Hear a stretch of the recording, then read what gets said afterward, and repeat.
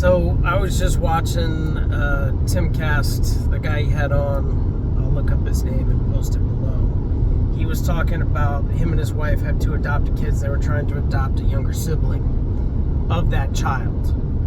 And people on Twitter contacted DHS so much that they made sure that the younger sibling of one of these adopted children could not be adopted by him.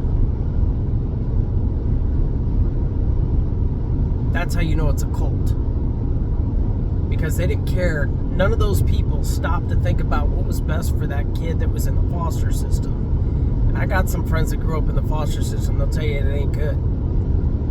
Nobody cared about that kid. All they cared about was sticking it to that guy. That's the definition of the crabs in the bucket that pull you down. Let me tell you something. You could be happy in this world. God says you can be happy in this world. Doesn't say everything will be happy. I'm living proof of that. My life hasn't always been sunshine and rainbows. But here's the thing. What the world wants to do is literally beat you to your knees and keep you there if you let it. It will allow you to pulverize yourself through your own thoughts or bad habits or whatever to destroy you if you let it. And that's an if you let it kind of thing. But that's a choice.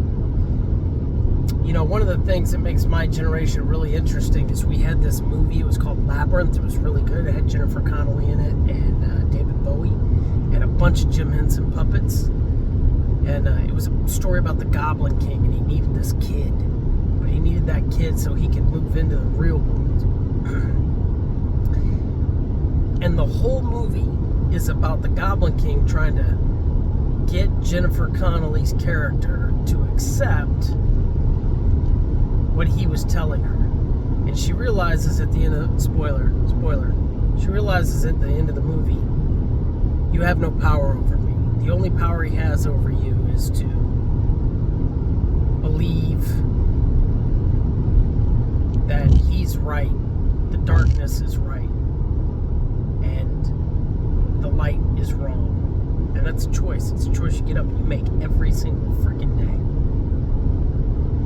You make that choice, and then you create habits that reinforce that belief system, and that's how it shakes out for you. Don't do that. Don't be that person. Get out of the cult. Find a way to make your own life happy.